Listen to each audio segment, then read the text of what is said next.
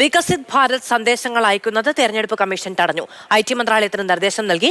WhatsApp വഴി സന്ദേശങ്ങൾ അയക്കുന്നത് തെരഞ്ഞെടുപ്പ് പെരുമാറ്റച്ചട്ട ലംഘനമെന്ന് കമ്മീഷൻ. പി ബസന്ത് വിവരങ്ങൾ നൽകും.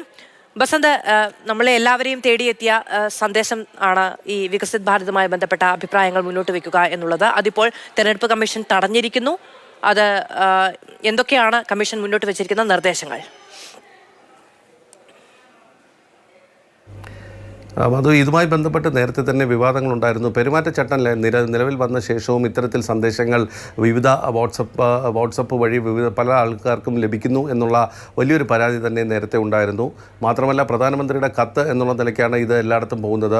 വിദേശ രാജ്യങ്ങളിലുള്ള ഇന്ത്യൻ പൗരന്മാർക്കടക്കം ഇത്തരത്തിൽ സന്ദേശം ലഭിക്കുന്നു എന്നുള്ളത് കണ്ടുകൊണ്ട് പ്രതിപക്ഷ പാർട്ടികൾ ഇതുമായി ബന്ധപ്പെട്ട് തെരഞ്ഞെടുപ്പ് കമ്മീഷന് പരാതി നൽകുകയും ചെയ്തിരുന്നു. കഴിഞ്ഞ 2 ദിവസം മൗനമായിരുന്നെങ്കിലും ഇന്ന് തെരഞ്ഞെടുപ്പ് കമ്മീഷൻ ഇക്കാര്യത്തിൽ ഒരു തീരുമാനമെടുത്തിരിക്കുന്നു. ഇത് ഉടനടി തന്നെ നിർത്തിവെക്കണമെന്ന് ആവശ്യപ്പെട്ടുകൊണ്ടുള്ള ഒരു നിർദ്ദേശം IT മന്ത്രാലയത്തിന് നൽകിയിരിക്കുകയാണ്.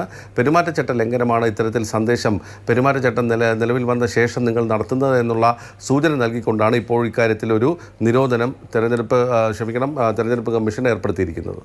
പി ബസന്ത്.